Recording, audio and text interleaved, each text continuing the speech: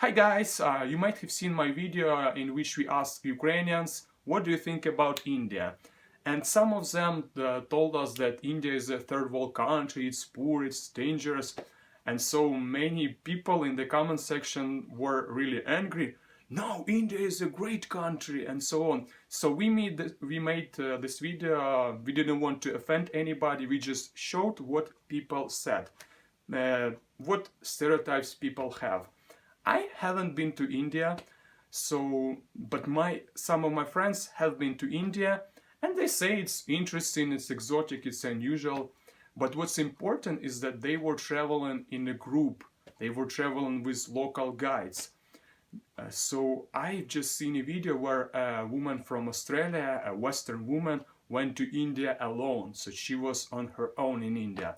And that experience is completely different.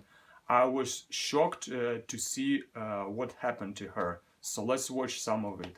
I had this idea that Mathura was like a city, which it is. Once I got out of the station, there was nothing there. Dirt, track, and there was no buildings, nothing, an empty dirt track. Once I got out, I got bombarded by probably 20 or 30 Indian men that were just saying, oh, taxi, taxi, taxi, come with me. See, I take you. And I was like, no, it's okay. I don't need to go anywhere. I need to go here. And I showed them the piece of paper. I said, you know where this place is? It's only 2 minutes away. The guy told me it's a 500-meter walk from the station. And they were like, yes, I'll take you. It's 100, 200, whatever. And I'm like, no, I can walk. It's close. Can you tell me where it is? And they just wouldn't stop. At this point, I started getting a bit emotional because I was like, you know what? Like, I'm on this freaking road in the middle of God knows where. I don't know where I am. I don't have any data or any internet on my phone. And all I want to know is where this phone shop is so I can go and get a SIM card and figure out where I am and where I'm going. And none of these men are telling me where this phone shop is. All they want is for me to jump in their taxi. At that point, I just really didn't feel like I could trust any of them because they couldn't even give me a straight answer and tell me where the shop was. I asked them, do you know where the shop was? And they said, yes, I know. And I said, okay, where it is? And they say, I take you. Like, they knew where the shop was, but they wouldn't tell me where it was. I started getting really emotional. I just kept walking. I was like, whatever, these guys aren't helping me. So I just kept walking and I kind of started getting that like crying feeling, and they were all just following me. It's not like they stopped coming after me once I said, no, it's okay. They literally were all just following me, crowding around, like literally like 20 men crowding around me. I wanted to cry, but I didn't want to cry in front of them, so I just kept holding it in.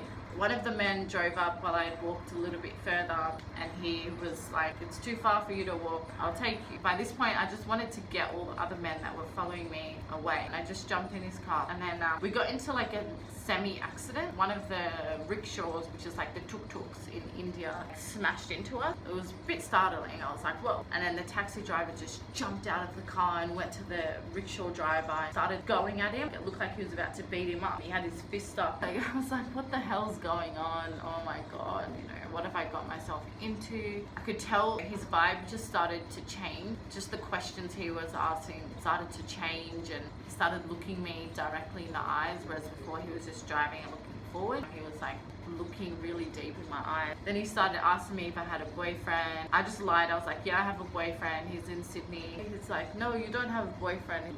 You be my girlfriend, whatever. He just kept asking me over and over. He was like, why not? Why won't you be my girlfriend? Blah, blah, blah. Just being super weird. By this point, I was like, oh my God, what is going on? I just landed here last night and now this is happening. Don't even know if he's taking me to the right place. I have no idea where I am. He could be taking me anywhere, God knows. I just started freaking myself out. All I wanted to do was just get to my hotel and go into my room and cry. Yeah, so this is really amazing. People are not helpful. Everybody harasses her. It's really strange. It's really different if you're alone. If you're a woman and you're alone in India.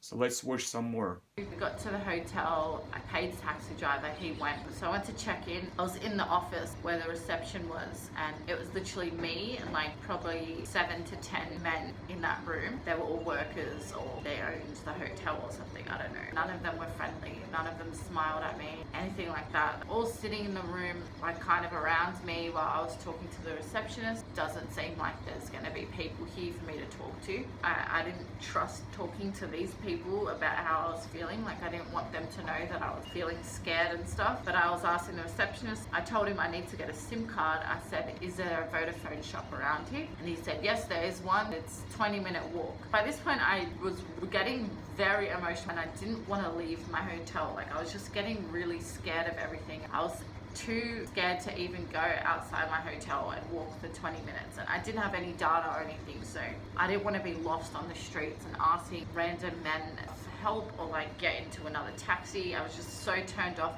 at this point. I asked him, can you call and just make sure, because I don't want to walk all the way there and find out that I can't actually get the SIM card. And he was just like, no. And I was like, oh, what do you mean? Don't you have a phone? Like, can you just call on your phone and find out? And he was just like, no.